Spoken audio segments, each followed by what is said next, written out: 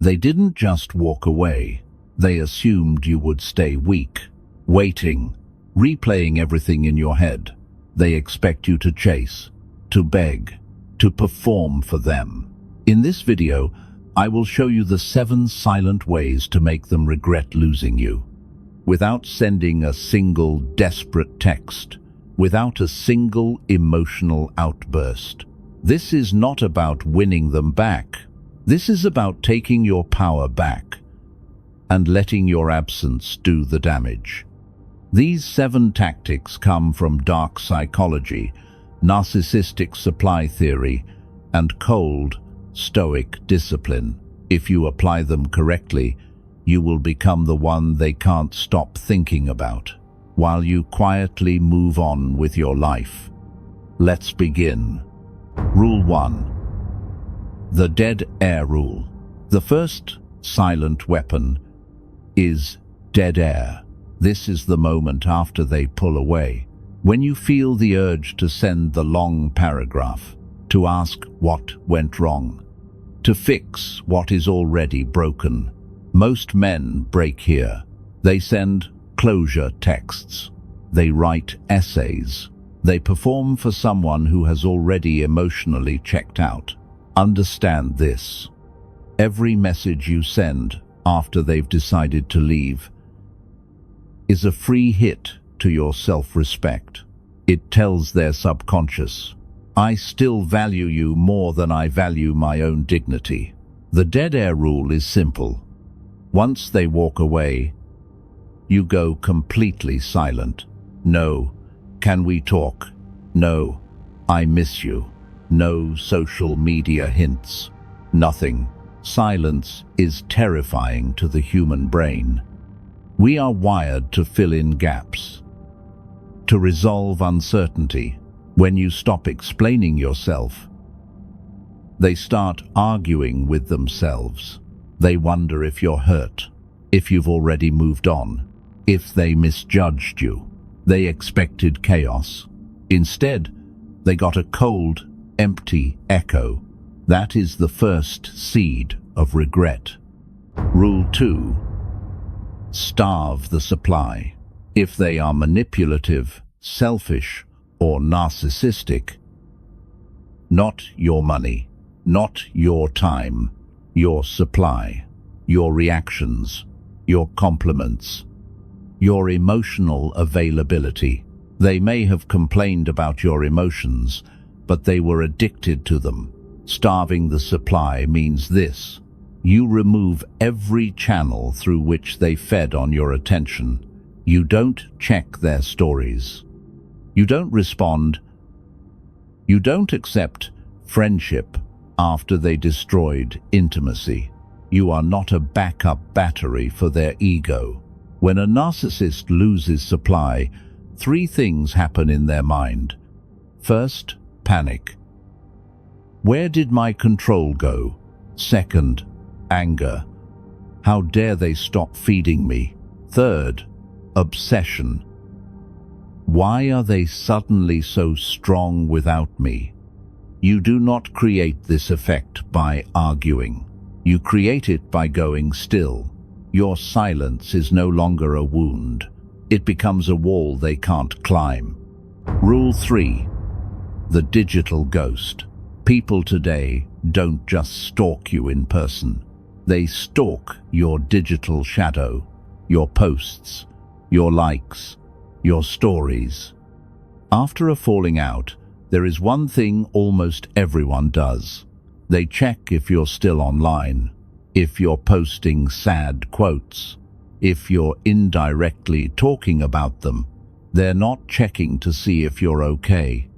They are checking to measure their importance in your mind. The digital ghost rule is this.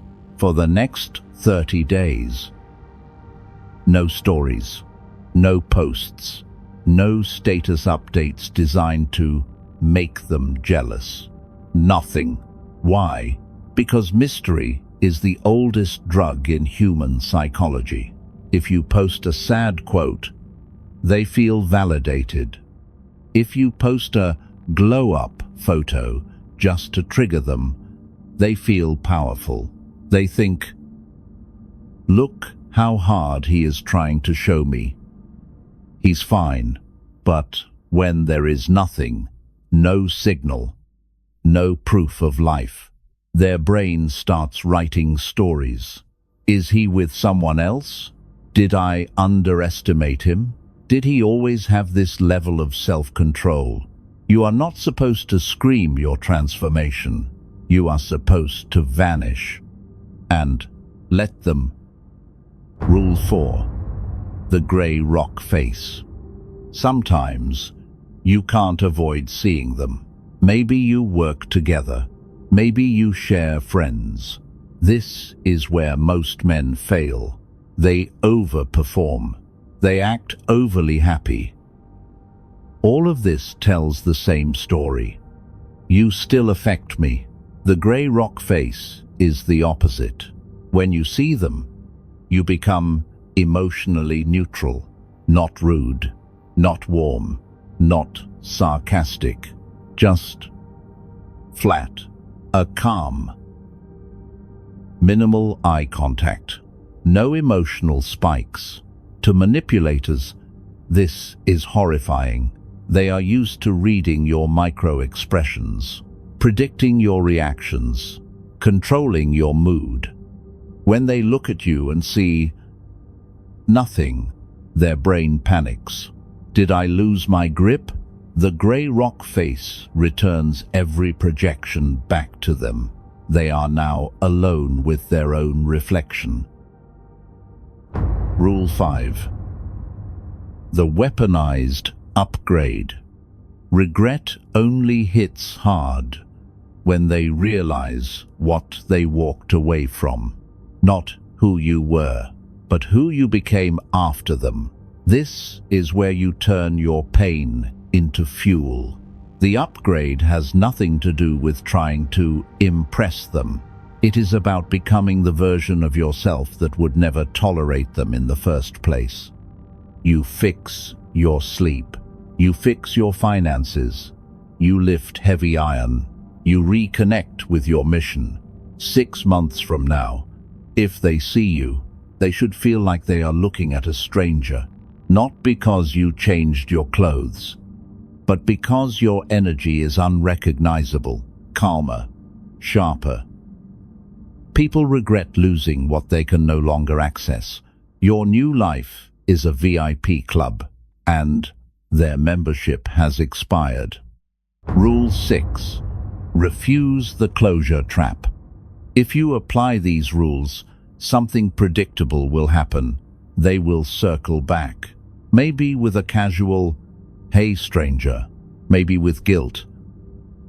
Understand this clearly. They do not want closure. They want confirmation. They want to confirm they still have emotional access to you. If you drop everything to meet them, you undo months of silent work in one night. The closure trap is a test. Your response must be cold and final. I've moved on. There is nothing to discuss. No essays, no dramatics. Closure is not something they give you. It is a decision you make alone. When they feel that door slam shut, that is when regret stops being a theory and starts burning. Rule 7. Radical indifference. Here is the final and most brutal truth. The deepest regret they will ever feel is not because you punished them, but because you outgrew the need to. Radical indifference is the most violent form of revenge. It means you stop romanticizing who they could have been. You stop rewriting history in your head. You accept fully and coldly that they did what they did. And now, when you reach this point, something shifts inside you. You don't care if they watch your stories. You don't care if they miss you. You don't care if they regret it. Your life stops being a performance for their conscience and becomes a mission for your own peace. They are no longer the main character in your story. They are a background lesson, a ghost in a book you no longer open. That is the final punishment, not revenge, not payback, indifference. If they regret losing you, your job is not to rescue them from the consequences of their own choices. Your job is to become so grounded, so disciplined, so emotionally untouchable that no one ever gets the chance to play with your worth again.